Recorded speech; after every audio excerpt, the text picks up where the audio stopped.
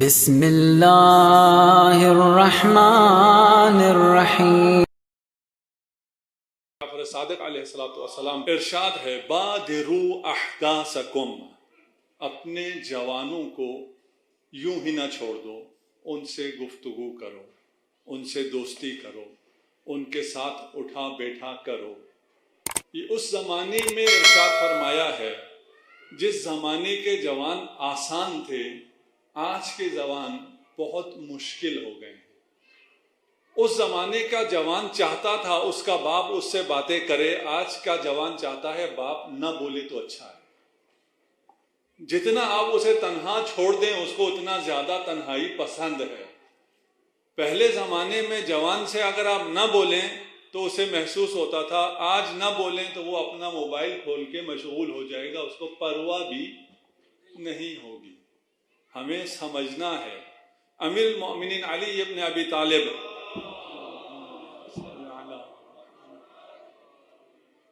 انتہائی اہم ارشاد ہے آپ کا کہ لا تعلموا ابناءکم علی عاداتکم، تم اپنے اطوار کے مطابق، اپنی عادات کے مطابق نئی نسل کو تیار نہ کرو، اپنے مطابق تیار نہ کرو۔ یہ ہماری رسومات اس کے برعکس کہتی ہیں۔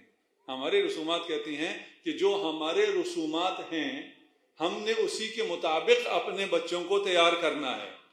علی فرما رہے ہیں جو تمہارے رسومات ہیں وہ تمہارے ہیں، تمہارے بچے اس کے مطابق نہیں ہیں۔ فَإِنَّهُمْ مَخْلُوقُونَ لِزَمَانٍ غَيْرِ زَمَانِكُمْ، وہ کسی اور زمانے کے لیے ہیں، وہ زمانہ تمہارا زمانہ نہیں ہے۔ اصول تربیت بہت ہیں، وقت آ گیا، میں آپ کا زیادہ وقت بھی نہیں لوں گا، بہت مختصر انداز میں بیان کروں گا۔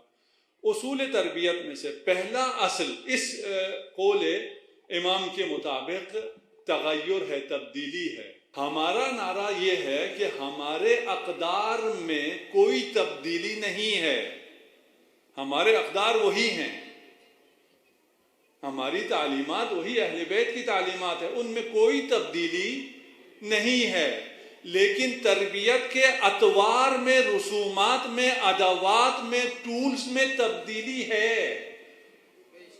اگر اسی طرح تربیت کرنا چاہو گے جس طرح آپ کی تربیت ہوئی ہے تو آپ کا بچہ تربیت نہیں ہوگا۔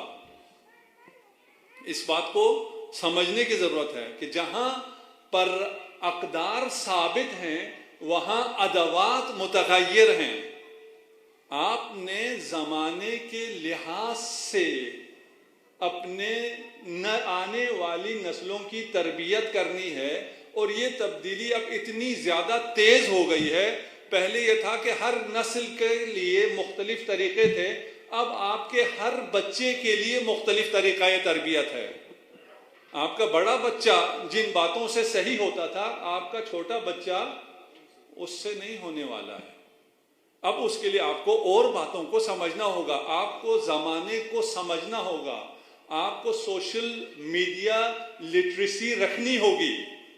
اگر آپ کے پاس لٹریسی نہیں ہے، اگر پڑھے لکھے نہیں ہیں، لکھنا پڑھنا نہیں، سوشل میڈیا کی لٹریسی نہیں ہے، تو آپ اپنے بچے کو قابو نہیں کر سکتے، اس کی تربیت نہیں کر سکتے۔ حدثوا بادروا احداثکم، اپنے بچوں کے ساتھ بیٹھو، ان کے ذہنوں کو پڑھو، ان کے ساتھ باتیں کرو۔ تم نہ کرو گے تو مرجئہ، امام نے فرمایا مرجئہ، آج کل کا مرجئہ آپ کے گھر گھر بیٹھا ہوا ہے، آپ کے جوان کے ساتھ بیٹھا ہوا ہے، وہ باتیں کرنے کے لیے تیار بیٹھا ہے، وہ زمانے کے مطابق باتیں کرتا ہے، آپ اسی پرانے انداز میں باتیں کرتے ہیں، یہ زمانے کے مطابق، اس کی پسند کے مطابق، اس کی خوشی کے مطابق، اس کے سلیقے کے مطابق باتیں کرتے ہیں، یہ آپ کے بچے کے ذہن کو لے جائیں گے۔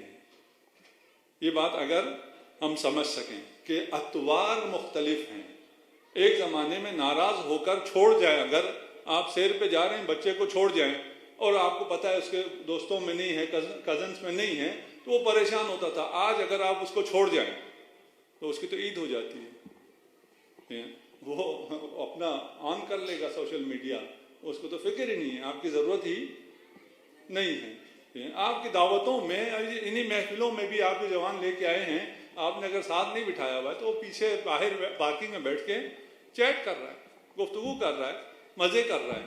اگر اندر آ جائے تو اس کو پتہ چل جائے گا میں اس کے حق میں باتیں کر رہا ہوں، اس کے خلاف باتیں نہیں ہو رہی ہیں. ٹھیک، یہ بزرگوں کو بھی سمجھنے کی ضرورت ہے اور ہمارے جوانوں کو بھی سمجھنے کی ضرورت ہے. اصل دوم، دوسرا جو اصل ہے، ایک پہلا اصل تربیت کا یہ ہے کہ تغیر، ایک ہی طرح سے تربیت نہیں کرتے رہنا ہے. ٹول مختلف ہیں، ادوات تربیت مختلف ہیں، آپ کے ہر بچے کے لیے مختلف ہے. اور دوسرا اصل یہ ہے کہ تربیت محبت کے ساتھ ہوتی ہے.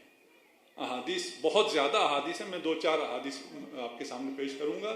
محبت کے بغیر تربیت ممکن نہیں ہے.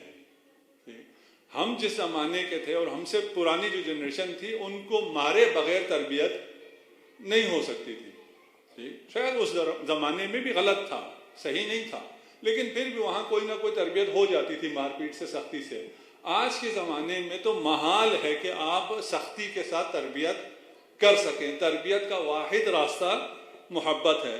احب الصبیان وارحموہم، اپنے بچوں سے پیار کرو، ان پر رحم کرو. وَإِذَا وَعَدتُّمُوهُمْ فَفُوا، اور اگر ان سے کوئی وعدہ کرتے ہو تو وہ وعدہ پورا کرو. تربیت صرف قولی نہیں ہے، تربیت عملی بھی ہے. انہیں صرف یہ نہ کہتے رہو کہ تم وعدہ وفا کرو، سچائی اچھا ہے، تم جو وعدہ کرو گے اس وعدے کو بھی وفا کرنا ہوگا. فَإِنَّهُمْ لَا يَرَوْنَ إِلَّا أَنَّكُمْ تَرْزُقُونَهُمْ، وہ آپ کو اپنا رازق سمجھتا ہے. چھوٹا بچہ ہے، ٹھیک، آپ کو اپنا رازق سمجھتا ہے. اس کو اگر کچھ لانے کا تم نے وعدہ کیا ہے تو اپنے اس وعدے کو پورا کرو. ان اللہ عز وجل یرحم الرجل لشدت حبہ لولدہ، جتنی آپ اپنے بچے سے محبت کریں گے اتنا خدا آپ پر رحمت برسائے گا. کسی اور کے بچے سے نہیں، اپنے بچے سے. آپ اپنے بچے کو چاہیں گے، خدا آپ کو چاہے گا. آپ اپنے بچے کو پیار کریں گے، خدا آپ پر رحمت کی برسات کرے گا. لیس منا، اب تو رحمت کی بات ہے نا، اب دھمکی بھی ہے. لیس منا من لم یرحم صغیرنا، جو بچوں پر محبت سے پیش نہ آئے وہ ہم میں سے نہیں ہے. دھمکی سے اگر سمجھتے ہیں تو امام کی طرف سے دھمکی آ گئی، پیار سے اگر سمجھتے ہیں تو پیار آ گئی. امام جعفر صادق علیہ الصلوۃ والسلام،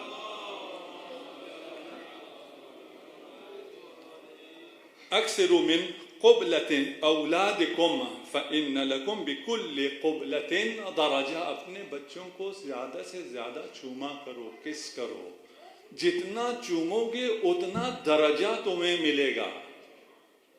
بچوں کی تربیت میں درجہ ہے، بچوں سے پیار کرو تو درجہ ہے. اگر بچے کو دھتکار دو کہ میں عبادت کے لیے جا رہا ہوں، مجلس کے لیے جا رہا ہوں، تلاوت کر رہا ہوں، نماز پڑھ رہا ہوں، اس سے تمہیں درجہ نہیں ملے گا. اس نماز سے جو درجہ ملنا تھا وہ بچے کو پیار کرو تمہیں مل جائے گا. اس سے اس بچے کے دل میں نماز کی محبت پیدا ہوگی. جس نماز کی وجہ سے تم بچے کو دھتکارتے ہو اس نماز سے بچے کے دل میں محبت پیدا نہیں ہو سکتی ہے. اپنے بچوں کو زیادہ سے زیادہ چوما کرو. امام حسن و حسین تشریف فرما ہیں اور آپ بساط ماں بہت زیادہ آپ نے بوسے لیے. تو ایک شخص نے کہا میری تو 10 اولاد ہیں، میں نے آج تک کسی اپنے بچے کو نہیں چوما ہے. رسول خدا نے فرمایا یہ شخص جنت میں داخل نہیں ہوگا. کہ ہم ان کو ماننے والے ہیں، ہم اپنی اولادوں کو پیار نہ کریں. کتنی بڑی عبادت ہے. اذا نظر الوالد الى ولدہ، والد اپنے بچے کو دیکھ رہا ہے، باپ اپنے بیٹے کو دیکھ رہا ہے، اور یہ بیٹا باپ کے نظر کرنے سے خوش ہو جائے. کسی اور کے بچے کی بات نہیں کر رہے، اپنا بچہ، اس کے ساتھ اتنی محبت سے پیش آؤ کہ جب تم اس کی طرف دیکھو تو وہ تمہارے دیکھنے سے خوش ہو جائے. تمہیں ایک بندہ آزاد کرنے کا ثواب ملے گا.